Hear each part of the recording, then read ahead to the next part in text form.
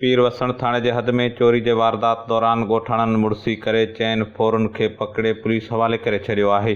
गुज़िरियल रात मलक चौदगी में चइनि चोरनि ॻोठाणे अब्दुल गफ़ार आराई जे घर जी भित भञी अंदरि दाख़िल थियण बाद चोरी जी कोशिश कई त घर धणी सुजाॻ थी पिया। घर धणियुनि पारां मज़ामत करण ते हथियारबंद चोर फायरिंग कंदा फरार थी रहिया हुआ त ॻोठाणनि संदन पीछो करे खेनि सोघो करे वरितो।